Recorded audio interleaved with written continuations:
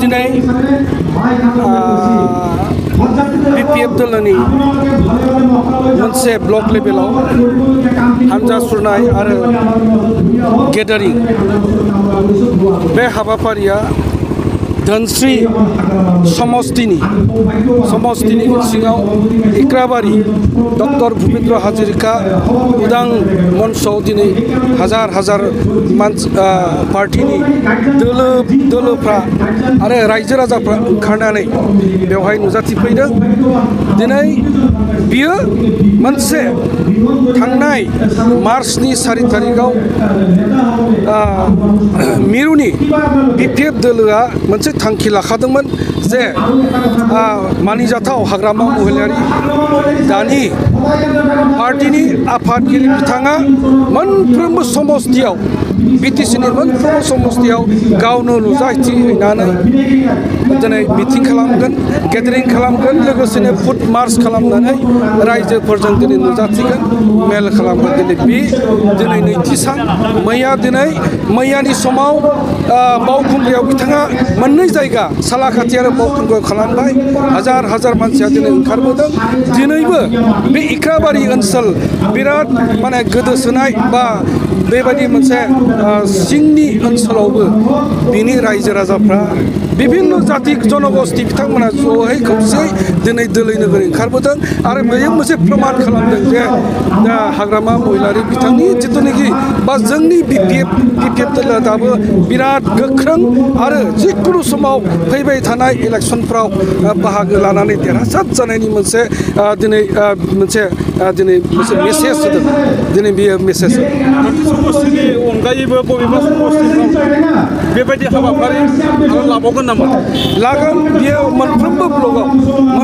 ब्लकआव बेखौ लागोन। 40टा दिनै समस्ति दं। बे ब्लकनि सिङाव दिनै बिथाङा गिदिंगोन आरो रायजो राजाफोरजों बिथाङा दिनै नुजाथिनानै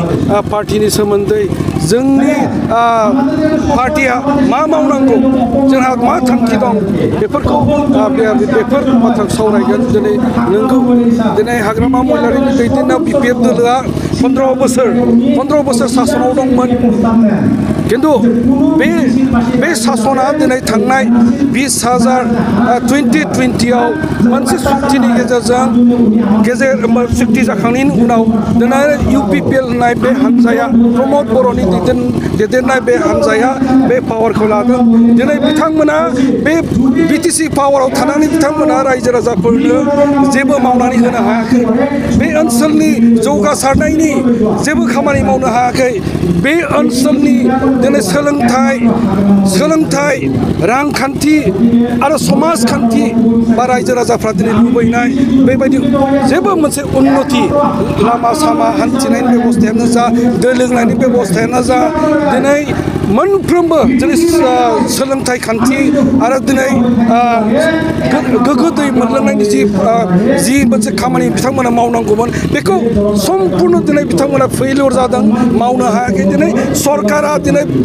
माने कौटि थाखा दं, मिलियन थाखा दं। दिनै बिथांमोना बे BTC पावारखौ लानानै बिथांमोना बाजेट लानानै फैनो हायाखै। बाजेटखौ बिथांमोना बिख'नानै लानानै फैनो हायाखै। जि एसे दिनै खामानि मावदों बिथांमोना, बे खामानिया दिनै सोरबा आसामनि CMआ गुडउइल मिशननि नामाव बेखौ एसे फैसा बिथांमोना हरनानै दोनदों। बेजोंसो दिनै बिथांमोना खामानि मावदों। खिन्थु दिनै एकर्डनि मथे दिनै 1500 कौटिनि बाथ्रा बिथांमोना दाबो लानानै फैनो हायाखै। दिनै बिथांमोना 300 कौटिसो थाखा मोनदों होननानै बुंदों। खिन्थु 300 कौटिनि गेजेराव 100 कौटिखौल' थाखा खौल' बाहायनानै 200 कौटिखौनो दाबो बाहायख'नो हायाखै। दिनै बेबायदिब्ला बे दिनै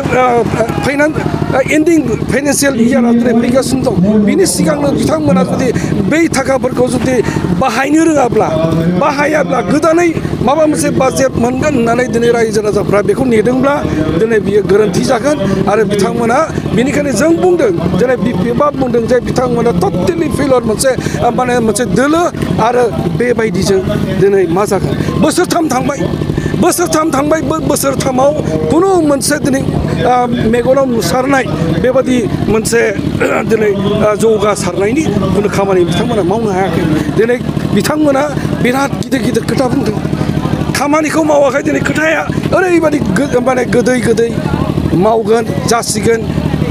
बेबायदि रोखोमै दिनै बुंबाय थादों दिनै आसामाव आरो दिनै बिटिसिनि सिङाव जोंहा दिनै रायजो राजाफोरनि जोंना माने इयथफ्रा दिनै बेकार जानानै दङ बिथांमोना साख्रि मोना दिनै जोंनि सिगांनि समनि जिथुनाखि बिपिएफ सरकार 15 बोसोराव टेट परीक्षा फाथिलायनानै माने मानसिफोरनो जोङो यां जेनेरेसनाव दिनै साख्रि होनो हादों दिनै प्रमद बर'आ दिनै बोसोरथाम थांबाय खोथा बुंगासिनो दङ उमुक बारायाव जागोन उमुक थारियाव जागोन उमुक मास मोननैनि जागोन मोनथामनि उनाव जागोन होननानै बुङो खिन्थु दिनै टेस्ट माने बेबादि मोनसे टेट परीक्षाखौनो दिनै बिथांमोना होनो हाया बेल' नङा जिखुनु दिनै मा जादों दिनै गासैबो जि मोनसे साख्रि बाख्रिनि बाथ्रा दिनै आसामासो बेखौ दिनै नायगासिनो दं आसामासो दिनै बेखौ एनाउन्स खालामगासिनो दं बेवहाय माने बर' सेंग्राफ्रा इयथफ्रा दिनै साख्रि लानो नागिरगासिनो दं खिन्थु दिनै हाजार एकदम फैलार आं बुंखादों जे दिनै बिथाङा जेबो मावनो हायाखै थाखा फैसा दिनै डेभेलपमेन्टआ माबोरै जायो थाखा फैसा फैबासो जागोन दिनै गभर्नमेन्टनिफ्राय बे थाखा फैसाफोरखौ बिख'नानै लाना फैनो हायाखै 1500 कौटियाथ' दिनै फैथारनांगौमोन दासिमहालागै जेबो गैया बबे समाव दिनै बिथांमोना लानानै फैगोन मुंख्लंफोरनोदि रां होनो गोनांमोन बिथांमोना बे रांखौ होफुंबाय ना होफुङाखै नोंथाङा मा मिथियो हिसाबै दिनैथ' मुंख्लंफ्रा जे रां मोननांगौ 5 लाख रां बिथांमोनाथ' बुंगासिनो दं होसिगोन होननानै बुंगासिनो दं बिथांमोना बेखौथ' दिनै रावबो मोनाखै आरो जोङो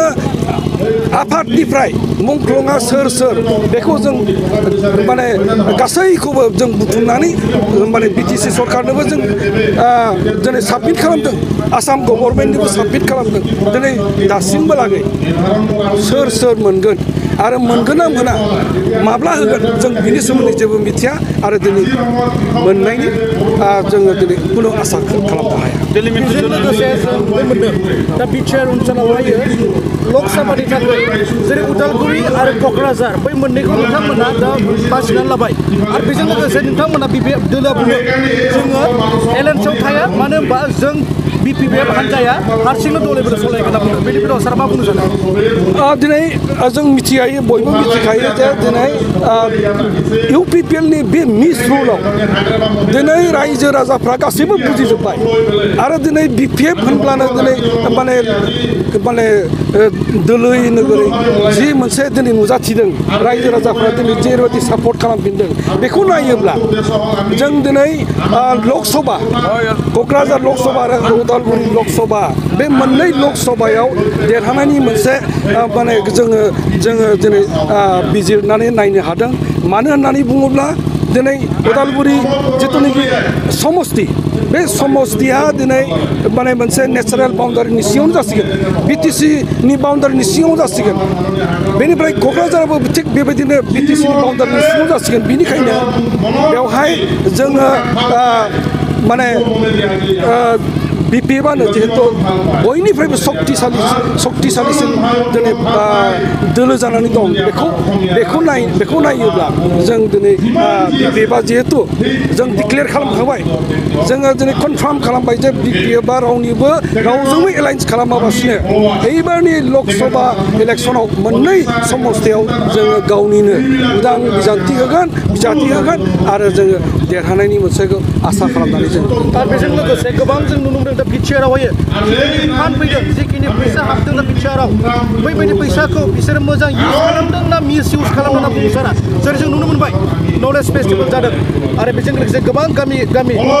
हाबना नायोबा दाबो मोजां मोनसे लामा गैया बा मोजां न' गैया बैनिफ्राय गोबां बेबायदिनो परिबर्तन खोनादों खिन्थु मोननो हायाखै जोङो दिनैसिम मिथिदों आरो जोङो बुजिनो हादों जे प्रमद बर' बिटिआर सरकार सकल बिटिआर सरकारा गावसोरो दिनै गभर्नमेन्टनिफ्राय खुनु मोनसे फान्ड लानानै फैनो हायाखै आं दहायबो बुंदों जे मोनसे खामानि मावदों बिथांमोना मोनसे खामानि मावदों बे जाबाय आसाम गभर्नमेन्टआ एकर्डनि उनाव गुडविल मिशननि नामाव दिनै फैसा एसे हरदों हयथ' बियो माने 600 कोटी जानो हागौ माने बेबायदि फैसाजों बिथांमोना खामानि मावदों गभर्नमेन्टनि सेन्ट्रेल गभर्नमेन्टआनो जा दिनै आरो दिनै बाजेटनिफ्राय बे एलोकेसन थाखाखौ बिथांमोना मोनाखै दाना बेबायदि समाव दिनै बिथांमोना मा रोखोमै डेभेलपमेन्ट खामानि मावदों सोंथि खालामबावो बेजों लोगोसे दा जों नुनो मोनदों गोबां बिदिनो माने थांनाय 20,020 सनावहायो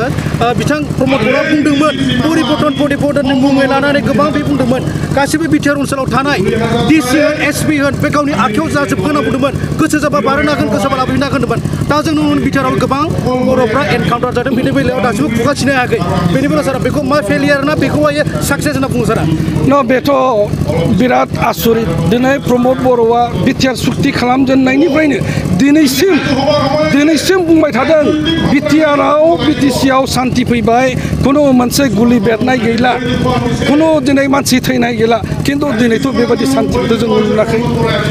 सिगां आं बुंनो नागिरनाया बेनो जे गुलि बेरनाय बेफोरजों दिनै सान्थि फैनायखौ जों बिजिरनो हाया मानसिनि गोसोआव दिनै जुदि सान्थिया गैयाब्ला मानसिनि सान्थिया माला फैयो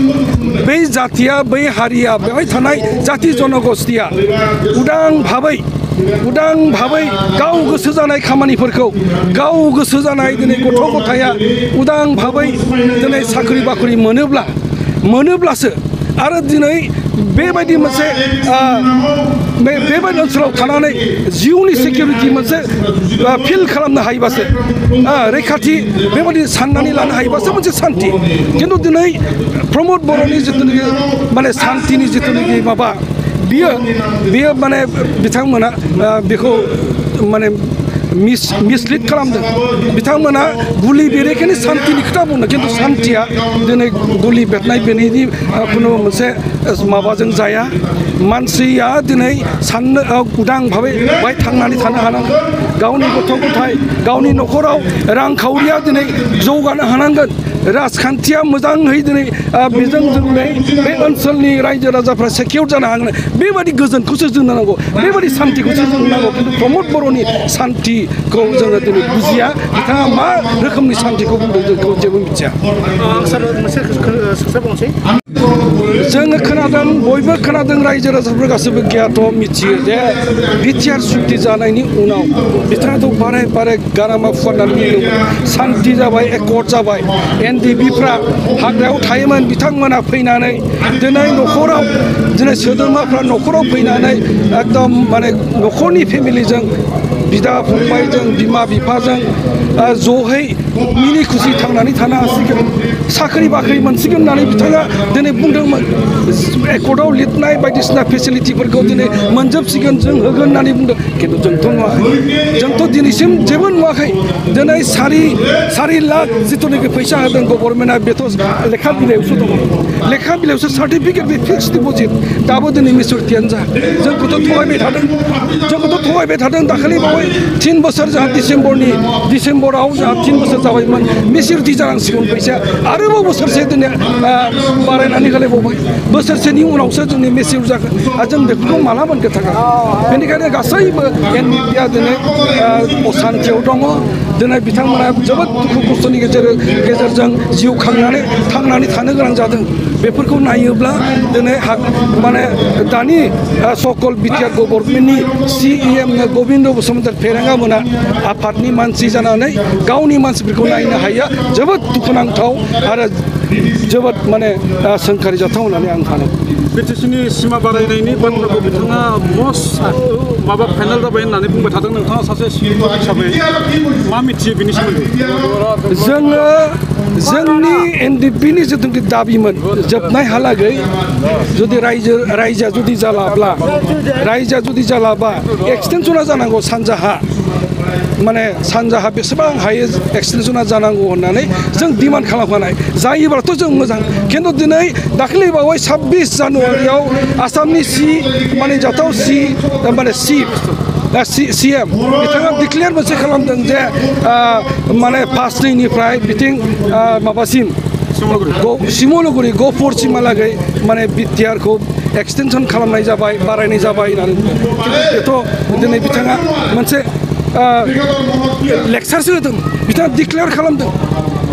खालामदों खिन्थु जोंहा जोंनि बुंनांगौ खोथाया बेनो जे बे जुदि एक्सटेनसन जानांगौबा बिटिसिनि दानि थानाय बे बिटिसिनि एकर्डआव जिबादि मोनसे स्पिरिट बे स्पिरिट मथे जानांगोन बेहा नेचारेल मोनसे बाउन्डारि थानांगोन बे गासैबो बाउन्डारिनि सिङाव बियो जानांगोन दाथ' जेरैबायदि खालामदों एकर्डआव खुनु मोनसेयानो गैया 80% 100% माने भिलेजआ दिनै सोनाय जासिगोन होननानै बे माने लेक्साराव दिनै बिथाङा बुंदों खिन्थु दिनैसिमबोथ' कागज कलमै बेथ' एक जायाखै आइन जायाखै बिदिब्ला जों दिनै बोरै फोथायनो हानो जों बेखौ बिनिखायनो जों साननो बायद' जादों जे बे जि डिक्लेरेसन एक्सटेनसन जाबाय होननानै बुंनाय जि बाथ्रा बे बाथ्राया दिनै मा बेयो फैगोन इलेक्सन MP इलेक्सना फैगासिनो दं बेवहाय बे ओनसोलाव दिनै बर' रायजो राजाफ्रा दिनै भटार्सफ्रा बिराद मोनसे माने उत्तेजित जानानै दं जे जेबो मोनला जों बे आन्दलनाव 34 बोसोर आन्दलनाव जों सोमावसारबाय मानसि थैबा जोंहा जेबो जाला बेवहाय बिराद मोनसे गोदौग्लाबनाय थासारि जानानै दं बेखौ दिनै बिथांमोनखौ बुरखायनानै दोननो थाखायसो नैबे CMजों बिथांमोना बै प्रमद बर' गबिन्द फेरेंगामोना रायज्लायनानै मोनसे डिक्लेयार खालामना दोनदों जाहाथे इलेक्सनावबो देरहानो हायो बेवहाय थानाय रायजो राजाफोरनि गोसोखौ बुरखायनो हायो आरो सान्त दोननो हायो बेल'सो माने पलिसि होननानै आं सानना लादों